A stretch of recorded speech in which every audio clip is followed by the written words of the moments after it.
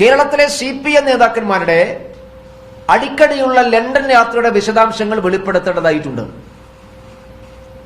എന്താണ് ഇവർക്കെല്ലാവർക്കും ലണ്ടനിലോട് ഇത്ര താല്പര്യം?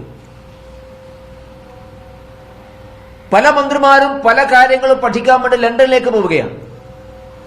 ഇത്രമാത്രം പഠിക്കാൻ എന്ത് വിവരമാണ് ലണ്ടനിലുള്ളത്? അതുകൊണ്ട് CPM നേതാക്കന്മാരുടെയും മന്ത്രിമാരുടെയും വിദേശ സന്ദർശനം, വിശിഷ്യ അവരുടെ ലണ്ടൻ സന്ദർശനങ്ങൾ, അതെല്ലാം അന്വേഷണ വിധേയമാക്കേണ്ടതാണ്.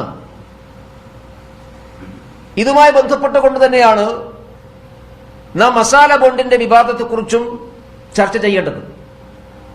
തോമസ് ഐസക് ധനകാര്യമന്ത്രിയായിരിക്കുന്ന സമയത്ത് CNAG-യുടെ ചോദ്യത്തിന് ഉത്തരമായി പലതും പറയാൻ സാധിക്കാത്തതുകൊണ്ട് അന്ന് തന്നെ കിഫ്ബിയും മസാല ബോണ്ടും വിവാദമായതാണ്. ലണ്ടനിൽ നിന്ന് മസാല ബോണ്ട് വഴി 2150 കോടി സമാഹരിച്ചു എന്നാണ് തോമസ് ഐസക് പറഞ്ഞത്. അതിന് ഇടനിലക്കാർക്ക് 1% കമ്മീഷൻ കൊടുത്തു എന്ന് പറയുന്നുണ്ട്. ആരാണ് ലണ്ടനിൽ നിന്ന് മസാല ബോണ്ട് വഴി ഇത്രയും കോടികൾ സമാഹരിച്ചതിന് ഇടനിലക്കാരൻ ആരാണ്?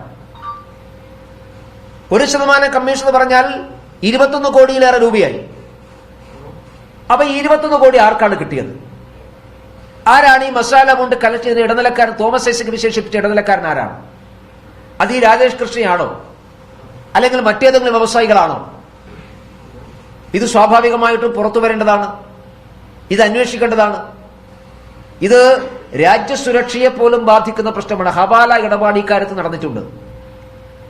സംസ്ഥാന സർക്കാരിന് വിവിധ പദ്ധതികളുടെ കള്ളപ്പണം ഒഴിപ്പിക്കുന്ന റിവേഴ്സ് ഹവാല മോഡലാണ്. ഇവിടെ നിന്ന് അഴിമതി പണം ലണ്ടനിലേക്ക് കടത്തുക, ലണ്ടനിൽ നിന്ന് അത് ഷെൽ കമ്പനി മുഖാന്തരം കേരളത്തിലേക്ക് തന്നെ തിരിച്ചു വരിക, അത് CPM നേതാക്കന്മാരുടെ പോക്കറ്റിലേക്ക് വൈറ്റ് മണിയായിട്ട് വരിക. അപ്പൊ ഈ കറുത്ത പണത്തെ വെളുത്ത പണമാക്കി മാറ്റാൻ, CPM നേതാക്കന്മാരുടെ അഴിമതി പണത്തെ യഥാർത്ഥ പണമാക്കി മാറ്റാൻ ഈ ഷെൽ കമ്പനികളെ പ്രയോജനപ്പെടുത്തുന്നു എന്ന് അന്നേ ഉയർന്നു വന്നിട്ടുള്ള ആരോപണമാണ്. ആ ആരോപണം വസ്തുതാപരമാണ് എന്ന് പുതിയ പരാതികളുടെയും പുതിയ വെളിപ്പെടുത്തലുകളുടെയും ബോധ്യമാവുകയാണ്. അതുകൊണ്ട് ഈ കാര്യത്തിൽ CPM-ന്റെ നേതൃത്വവും മുഖ്യമന്ത്രിയും കാണിക്കുന്ന മൗനം ദുരൂഹമാണ്. അവർ പറയണം. ഈ പരാതി ഇപ്പോ സുപ്രീം കോടതിയിൽ രാജേഷ് കൃഷ്ണ സമർപ്പിച്ചിട്ടുള്ള ഹർജിയിൽ അദ്ദേഹം അതിന്റെ കൂടെ ചേർത്തിട്ടുള്ള പോളിറ്റ് ബ്യൂറോക്ക് കിട്ടിയിട്ടുള്ള പരാതി ഉണ്ടല്ലോ, അങ്ങനെ പരാതി ഉള്ളതാണോ? എന്താണ് MA ബേബി ഒന്നും പറയാത്തത്? ഇല്ലാത്തതാണെങ്കിൽ ഇല്ലാത്തതാണെന്ന് പറയണം.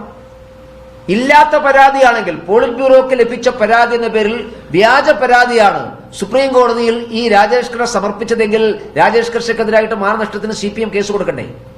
ഒരു പാർട്ടിയുടെ ഉന്നതാധികാര സമിതിക്ക് ലഭിച്ച പരാതി എന്ന് പറഞ്ഞുകൊണ്ട് കൃത്രിമമായ ഒരു പരാതി ഉണ്ടാക്കി കോടതിയിൽ അത് സമർപ്പിച്ചാൽ അതൊരു പാർട്ടി അപമാനിക്കുന്നതിന് തുല്യമല്ലേ? CPM-ന് ഇക്കാര്യത്തിൽ ഒരു മാനക്കേടൊന്നുമില്ലേ? CPM നേതൃത്വത്തിന്റെ പേരിൽ ഒരു വ്യാജ പരാതി ഉണ്ടാക്കി സുപ്രീം കോടതിയിൽ സമർപ്പിച്ചാൽ അത് CPM-നെ ബാധിക്കില്ലേ? എന്താ CPM ആ കാര്യത്തിൽ ഒന്നും മിണ്ടാത്തത്? അപ്പൊ മിണ്ടാതിരിക്കാനുള്ള കാരണം ഇത് യഥാർത്ഥ പരാതി ആയതുകൊണ്ടാണോ? യഥാർത്ഥ പരാതിയാണെങ്കിൽ ആ പരാതിയിൽ പറഞ്ഞ കാര്യങ്ങൾ ഗവൺമെന്റും പാർട്ടിയും അന്വേഷിച്ചിട്ടുണ്ടോ? തദ്ദേശ ഭരണ വകുപ്പുമായി ബന്ധപ്പെട്ട് ഉയർന്നു വന്നിട്ടുള്ള ആരോപണം പരിശോധിക്കപ്പെട്ടിട്ടുണ്ടോ? ധനകാര്യ വകുപ്പുമായി ബന്ധപ്പെട്ട് ഉയർന്നു വന്നുള്ള പരാതികൾ പരിശോധിക്കപ്പെട്ടിട്ടുണ്ടോ? ഫിഷറീസ് മന്ത്രാലയവുമായി ബന്ധപ്പെട്ട് ഉയർന്നുകൊണ്ടുവന്ന പരാതികൾ പരിശോധിക്കപ്പെട്ടിട്ടുണ്ടോ? അതുകൊണ്ടാണ് ഞാൻ സൂചിപ്പിച്ചത്, ഒന്നുകിൽ ഇതെല്ലാം കളവാണ് എന്ന് പറഞ്ഞുകൊണ്ട് ഈ പറയുന്ന വ്യവസായിക്കെതിരായിട്ട് കേസിന് പോകാൻ CPM തയ്യാറാക്കണം. ഇന്നിപ്പോ പരാതിപ്പെട്ട നമ്മുടെ കേരളത്തിലെ മാഹിക്കാരനായിട്ടുള്ള വ്യവസായി ഉണ്ടല്ലോ, അദ്ദേഹത്തിനായിട്ട് മാനനഷ്ടത്തിന് കേസ് കൊടുക്കുമെന്നൊക്കെയാണ് CPM നേതൃത്വം പറയുന്നത്. അത് നിങ്ങൾ അവർ കൊടുത്തോട്ടെ. പക്ഷെ എന്തുകൊണ്ടാണ് പാർട്ടി അപമതിപ്പുണ്ടാക്കിയ, പാർട്ടിയുടെ പേരിൽ വ്യാജമായ ഒരു കത്താണെങ്കിൽ അതുണ്ടാക്കിയിട്ടുള്ള വ്യക്തിക്കെതിരായി നിയമ നടപടി സ്വീകരിക്കാത്തത്? അപ്പൊ അതിലൂടെ നമ്മളെന്താ മനസ്സിലാക്കേണ്ടത്? ഇത് ഒറിജിനൽ പരാതിയാണെന്നല്ലേ?